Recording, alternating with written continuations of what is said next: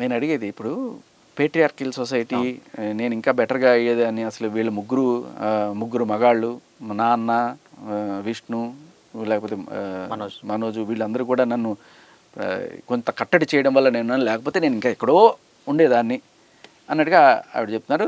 అందుకే నేను ఈ బాబులు గీబులు తీసేసి నేను లక్ష్మీ మంచు అని పెట్టుకున్నాను. ఆ ఇంటి పేరు నేను పెట్టుకున్న తర్వాత వీళ్ళు పెట్టుకున్నారు. పేట్రియార్కల్ సొసైటీ నాకు ఆవిడకి నచ్చదనే విషయం ఆవిడ చెప్పకనే చెప్తున్నప్పుడు నేను అడిగేది ఏంటంటే, మరి మీ నాన్న ఇంటి పేరు ఎందుకు పెట్టుకున్నారు? మీ అమ్మ ఇంటి పేరు పెట్టుకోవచ్చు కదా మీరు.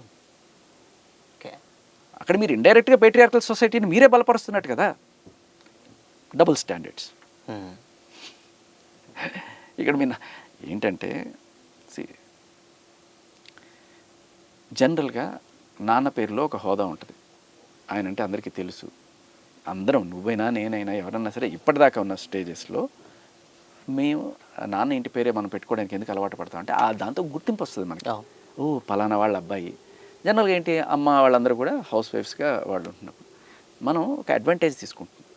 ఆ పేరు వల్ల మనకు ఒక ఇది వస్తుంది అనమాట. ఓకే రామనాయుడు గారు అబ్బాయి లేకపోతే అక్కినేని అనగానే ఓహో వాళ్ళ వంశము.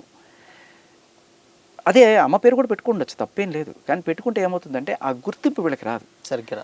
సో ఆ గుర్తింపు కావాలి అన్నప్పుడు మీరు ఆ గుర్తింపు కోసమేమో మీకు పేట్రియార్కిల్ కావాలి. ఓకే మాటల కోసం స్టాండర్డ్స్ కోసమే పేట్రియార్కిల్ అనేది నచ్చదు.